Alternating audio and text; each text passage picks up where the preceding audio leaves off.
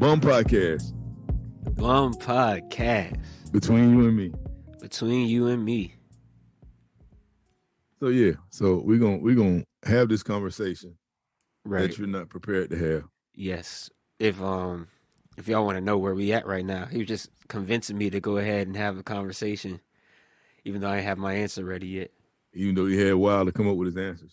I did. I just looked back at the message. That's all right. We here though. We here. It's still that's why we're gonna have it. We're gonna have it live. And at the end of the day, this is gonna be something on the list, either on one side or the other.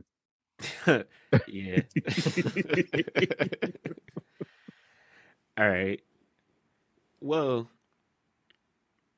do you want to set up the prompt and everything? No, I want you to set it up, and then I want you to.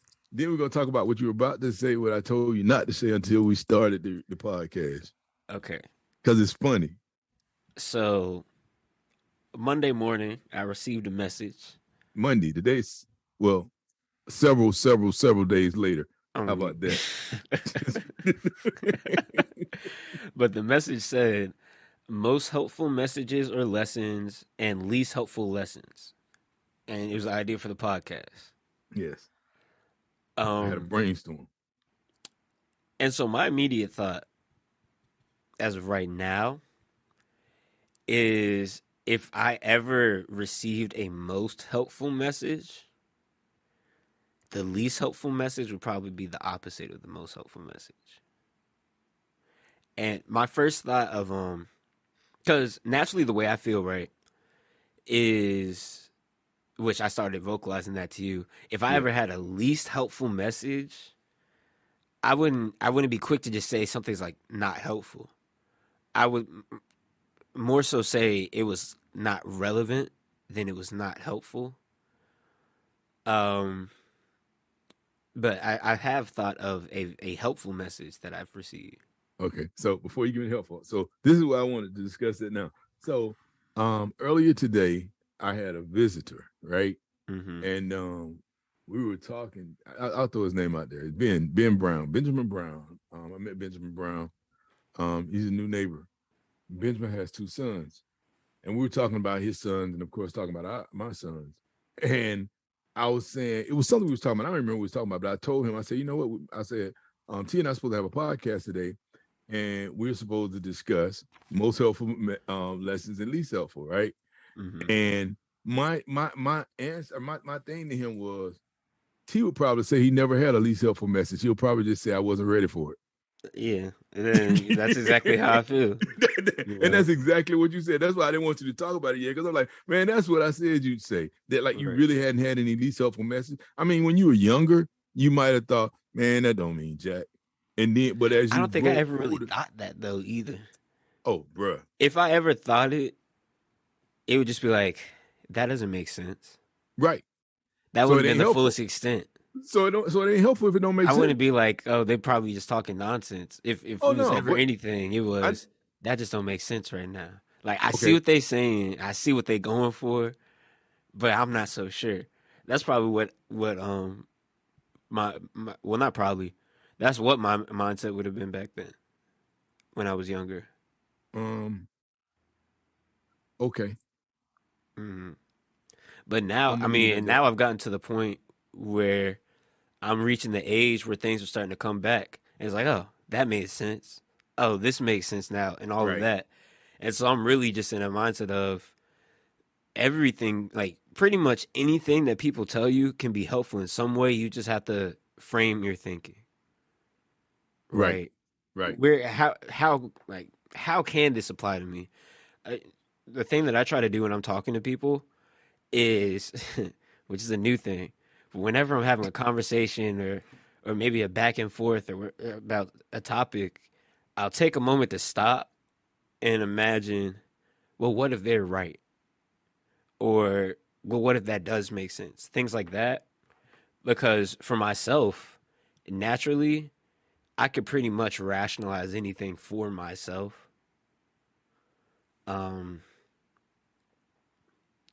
Which kind of is like behind that whole, you used to tell me, I don't know if you told me or someone else told me, but it was sit a pen down in front of someone and say, sell me that pen. No, that wasn't me. That wasn't you? No. Okay.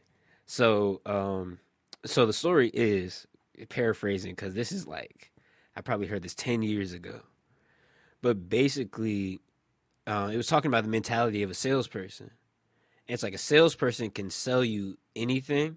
You can sit a pen down in front of them and they'll start selling you on it. Matter of fact, I'm not going to throw any names out there of who it might have been because I don't want to leave out who it actually was. But I believe it was one of your friends that told me this. Okay, I can believe that. But they'll set a pen in front of you and you'll be able to sell that pen. In the same way, I feel like I can, if I reframe my thinking, I can start to try to understand things or understand a different perspective or really is that understand a different perspective. And so whenever I'm having a conversation now, I like to try to take the time. What if they are right? And it's crazy how fast my thinking will change and start making allowances for the possibility that this really could be true, whether instead of me just kind of naturally falling back and faulting on my stance. Um, but yes, all of this is just around the question. Would you like me to answer That's all the right. question? Well, I do want you to answer the question, but I think I like where we're sitting right now, Okay. because you're right. It is, and I think it gets to a place of growth. I can't even call it maturity, but growth in anybody's life when they realize that anybody at any given time can be right. Mm-hmm. You see what I'm saying? Right for them. Because the thing is, in order for us to communicate, and we talked about communication a little bit earlier, in order for us to communicate, we got to come to a shared agreement on ground rules, right? Right. And so, in order for us to come to shared agreement on ground rules, you can't rule out everything that other person is basing their reality on. Mm-hmm. Okay. And so it doesn't have to work for you, right? So if I say, I don't even know, I can't even come up with like just a realized visualization, but I mean, if I can come up with something that's so very true for me based upon my geographical location, my age and everything else. Like, oh, I got it perfectly. R&B. We were just talking about R&B, We right? were. Now, I made a statement about R&B based upon my feeling about R&B and based upon my understanding. You don't feel the same way. If we sit in opposite seats right there, we'll never be able to communicate based on it. Right. But what you did was you said, well, I can see how there's a lack of balance. Maybe it's not the people that you're listening to. You see what I'm saying? And so all of those things actually break down the barriers of communication because you're right. Based upon the people I listen to now in R&B, it's different from what it was before. You threw out somebody's name and you gave me a bar that they said. I've never heard of that person. Now we can start coming to share communication. And the good thing about it was that when you explained that it wasn't that you felt like R&B music wasn't the same, they don't make music like that. The song that you played for me, one of the things that I found valuable is you voiced why you thought that. Right. And one of the things is like it's not every. One of the things you said specifically is like things become so vulgar now and kind of. I said degrading. I didn't say vulgar. Degrading was the word. Yes. Degrading. Right. Degrading. And so, which naturally led me to, since we're having this conversation together, and it's not one of those situations of us being on opposing sides, my thought was, well, what would he like? What do I know that's current that is not degrading? Right. And which is the same thing that I be telling my friends, right? My good friends, I always tell them like part of the reason because it's consistent that anybody that I'm a good friend that's a good friend of mine, I would say that we have a mutual understanding, which we talked about this a little bit earlier too, but we have a mutual understanding of the fact that we put thoughts like we put the time into thinking about something before we bring it up, before we disagree with each other and all of those things, and then we have the conversation together, and not at odds with each other. And that's go ahead. No, go ahead. I was just saying, and that's that's something that I think is, at least for me, it's important for me to have in my strong relationships.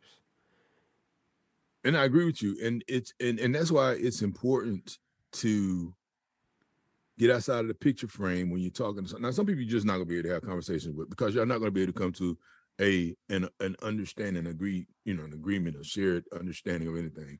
I'm gonna throw some out there that's very political.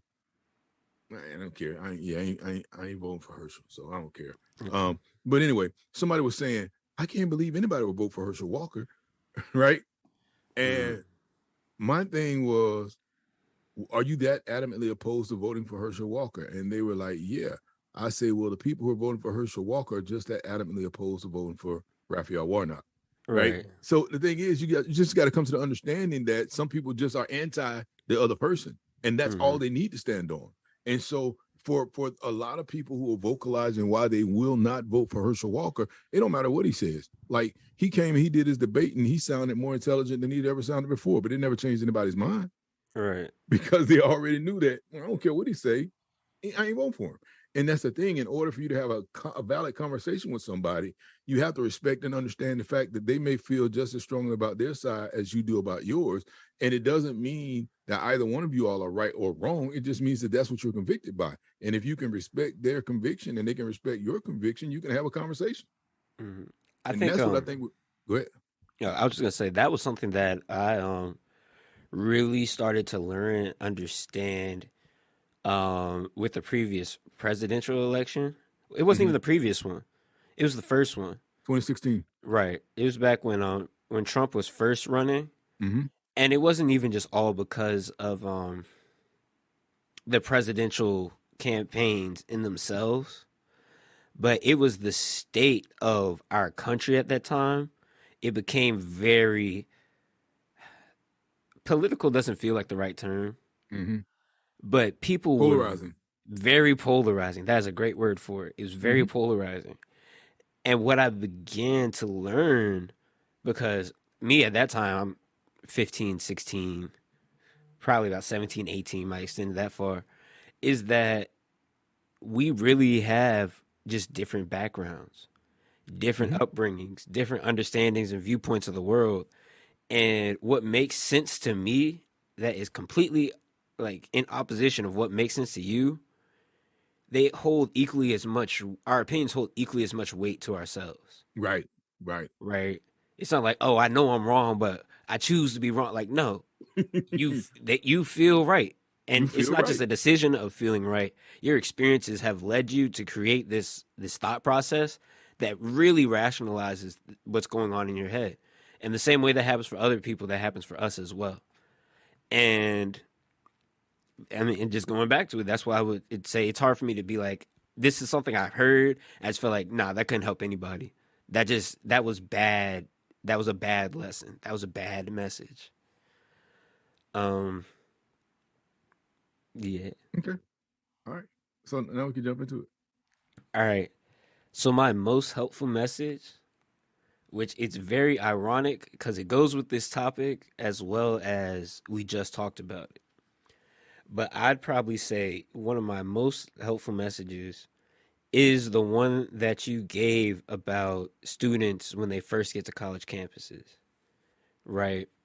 The whole idea of you show up to a college campus and it's going to be a whole lot of noise, a whole lot of voices telling you to do this, a whole lot of people telling you to do that.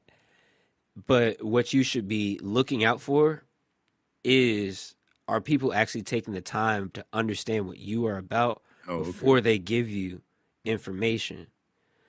And I think that kind of goes with this topic even, because it's all about context. If people are trying to give you information or tell you what to do or tell you what way to go without taking the time to understand the context and understand how that really truly affects you, then you know that it's not information that has been tailored for you in your situation. And that's kind of the same way that I look at this. When I'm getting a message, I try to take the time to put it in perspective for myself, to put it in context for myself.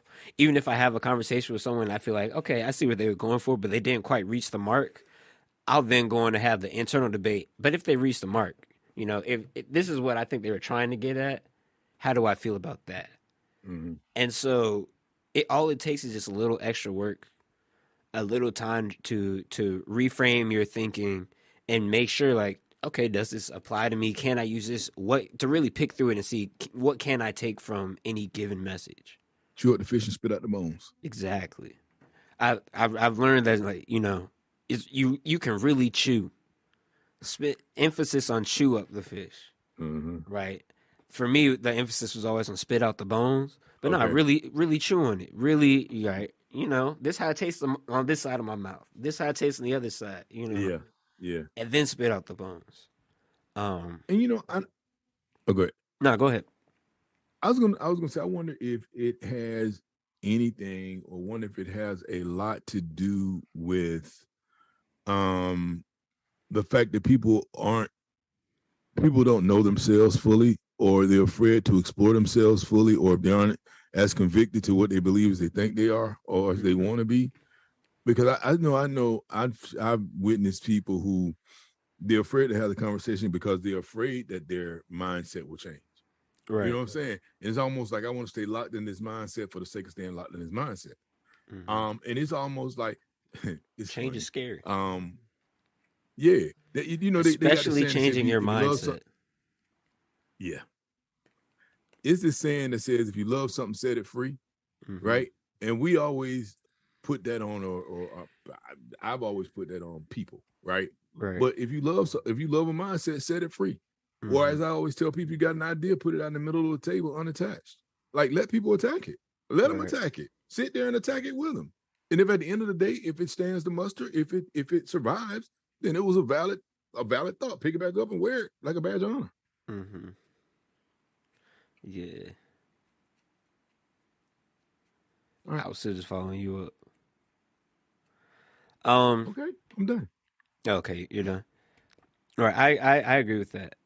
Which I remember, I can actually remember because I grew up hearing that saying: "If you love something, let it go." And what is it? If it loves you back, it'll return. Something like that. If you love something, set it free. If it comes back, it's meant to be. Exactly. I remember hearing that growing up as a youth, but I also remember the first time that I heard it in a state of natural application. And I won't bring that up because I ain't gonna put their business out there. But I remember the first time I heard it, and I remember because I might have been, I was young at the time. I might have been like 11, 12, 13. Oh, wow, okay. But I remember thinking, I could see how that could be difficult. Because how do you know? Right? And I think that's the point. You don't know. You don't.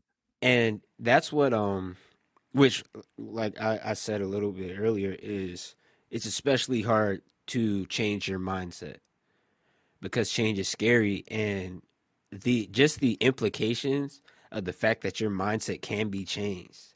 Oh, I can one day decide I've been looking at all of this wrong, and now I'm way out of my depth. I have to relearn everything. That is a scary, could be terrifying thing for the average person. It is scary.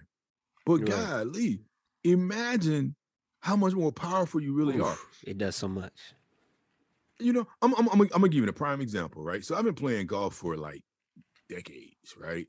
I started playing golf probably in 1995, and I didn't take lessons until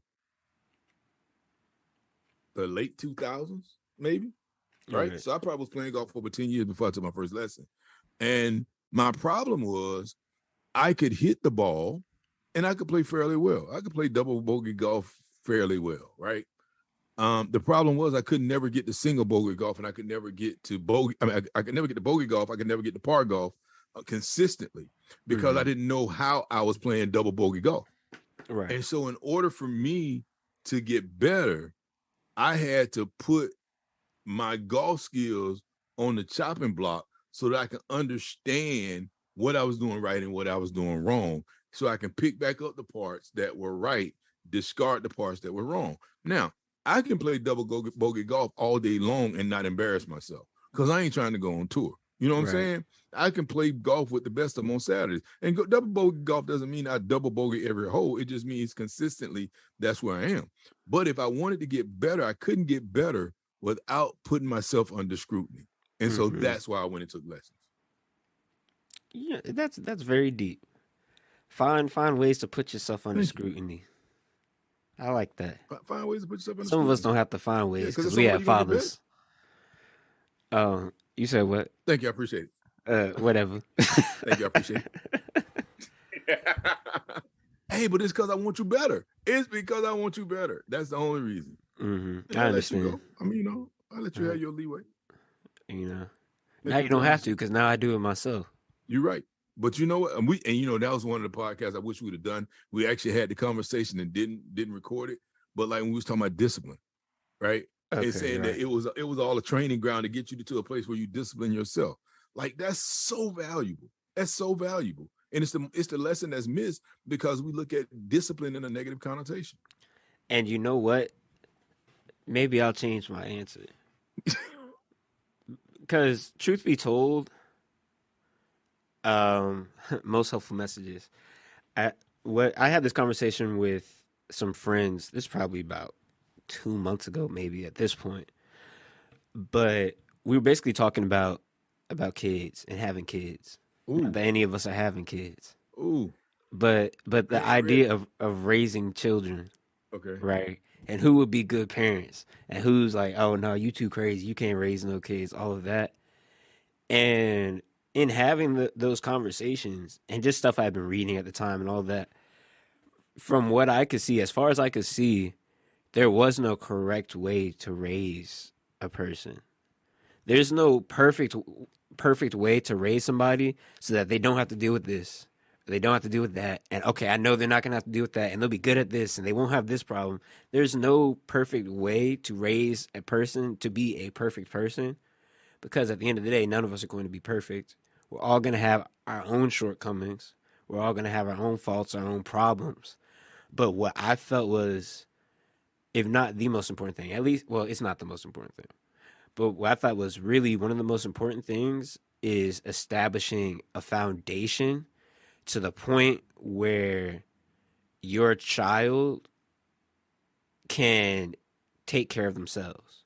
They can Mm-hmm. think for themselves, they can analyze for themselves, and they can analyze themselves. Mm-hmm.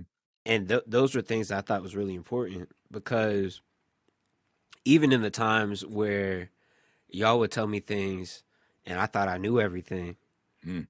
and that would carry me, but so far, I find now that I'm in a place where I'm really starting to understand. Like, nah, you don't know everything, and I'm finding, oh well, that ability to put myself under scrutiny, to make sure that I'm doing things for the right reasons. Or is that really why you did that? Or are you just saying that's why you did that? Is that really what you think? Are you just saying that stuff like that I can now do?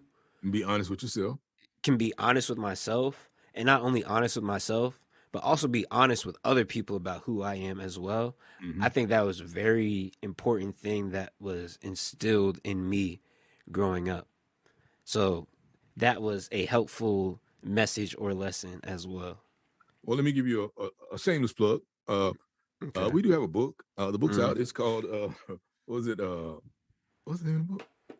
The Get Out Date? The Get Out Date. Yeah, the Get Out Date. We do have a book called The Get Out Date. One father's guide to raising his son.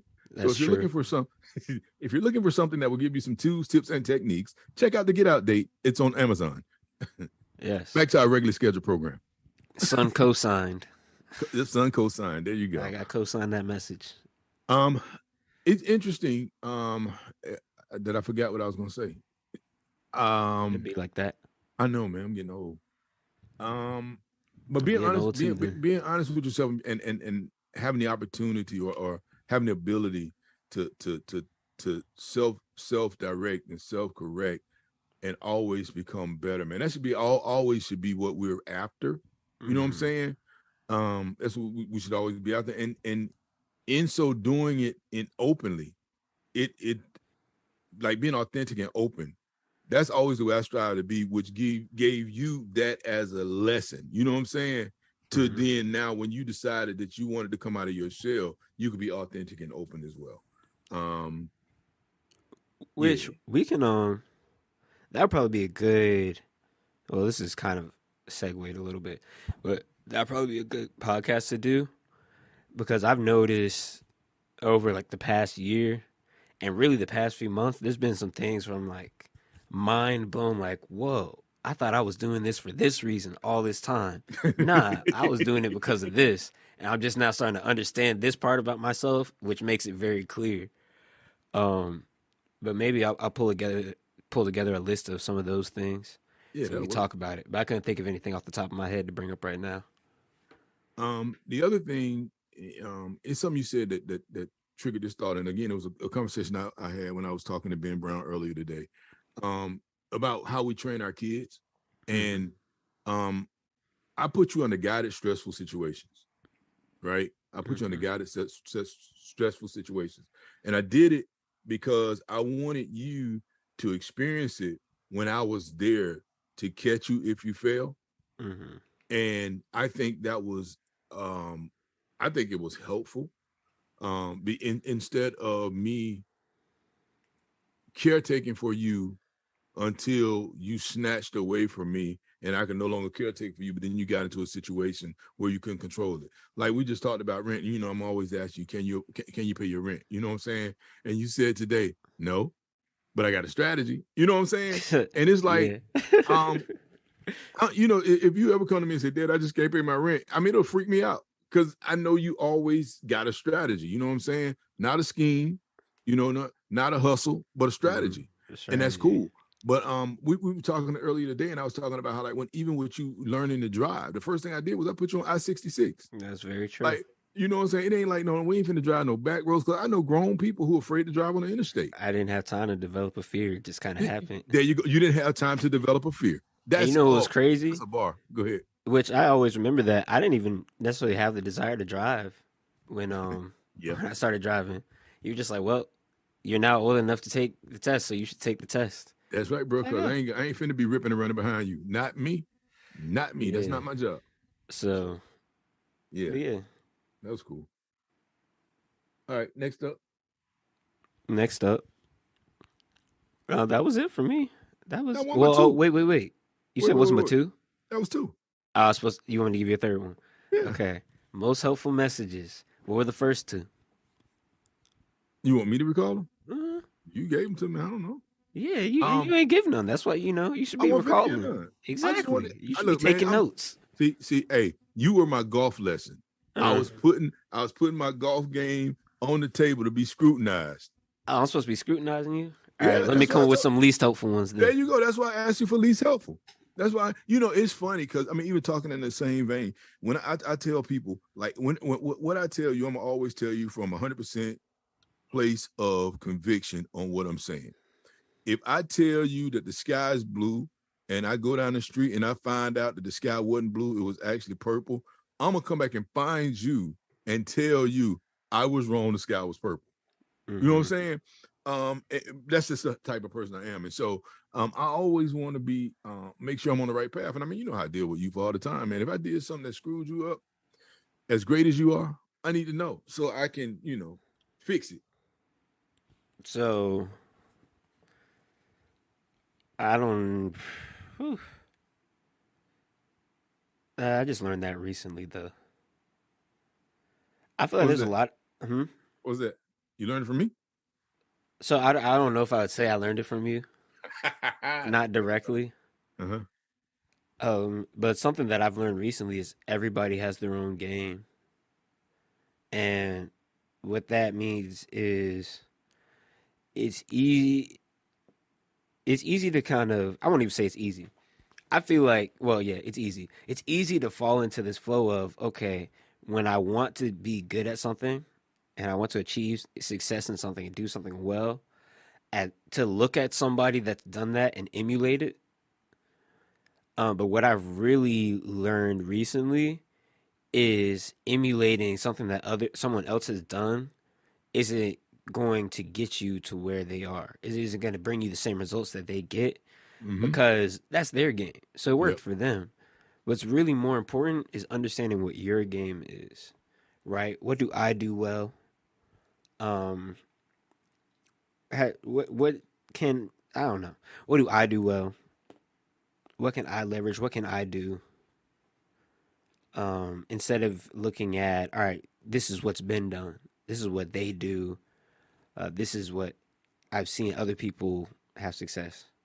So like take your lessons and pull from everything, but also keep in mind, like, remember you have to put that in context of yourself. How does this work with my game? Let me wrap a bow around Okay.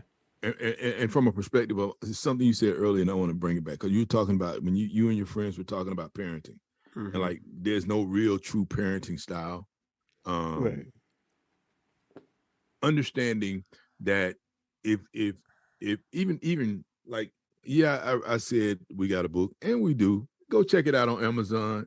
It's fire. But anyway, Mm-hmm. uh, even in the books that I've written, or specifically that book, where I do think it gives some cool tools, tips, and techniques for success, it worked for you. Right. And it worked for you based on the fact that I knew who you were.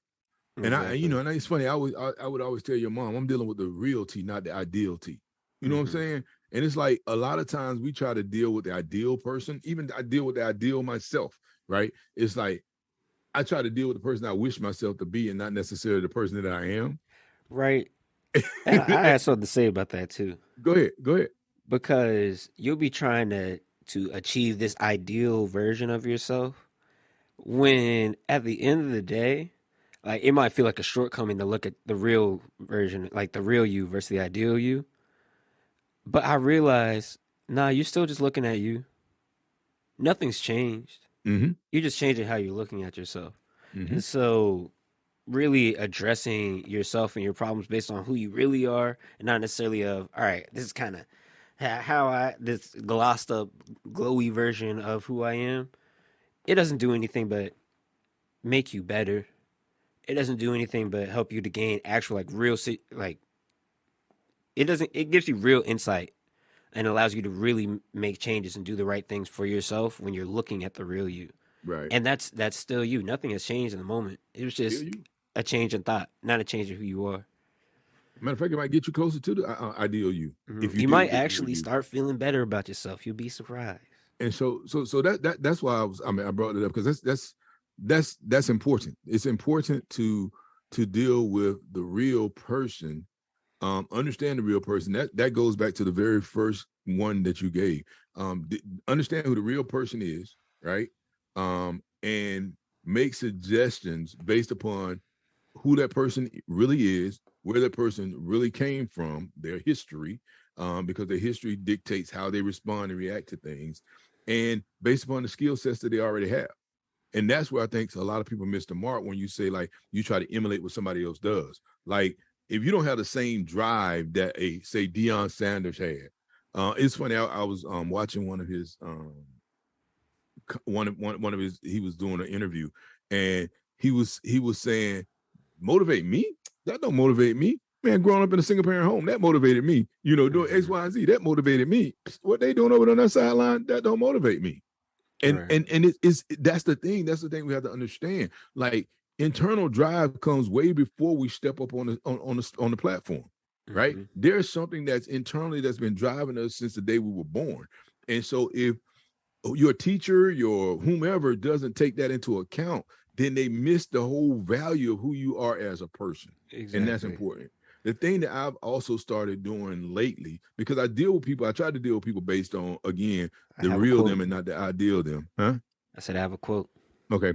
Um, the thing I try to talk to students about now when I'm talking with youth or young adults or whomever is you got to let me know who the real you are, because right now you're asking me for guidance, you're asking me for assistance, and I'm giving you guidance and assistance based upon the you selling me. If the Right. you selling me is the person I'm giving the assistance to, but that's not the real you, then it's the what I'm giving you don't even, I mean Right. it ain't gonna work. Which It's not means gonna help you at all. it ain't gonna help you at all because it wasn't catered or tailored for you. It was tailored for the person you sold me that you were. And then they go back thinking, dang, he don't even know nothing for real. Right. Nah, you Right. ain't give him anything to work with. Yeah. But so you were speaking on, find that internal drive, right? And that Mm-hmm. reminds me of one of my favorite quotes. So I brought it up. Um, this is Damian Lillard. If you want to look good in front of thousands, you have to outwork thousands in front of nobody. Yeah, I remember you using that quote. So yeah, you're And right. That's I'm it. always reminded by that. That's it. That's it. And a lot of people, well, I ain't even go there. Period. Period. All right. Well, cool. I think this is all right. I think this is all right. I guess it worked out. It worked out. All over the place. I'll let you figure out a title. Okay. Yeah. As I do so well. If you say so. There's a reference. Yeah, I know. But Bum Podcast. Bum Podcast. Between you and me. Between you and me. Holla. Holla.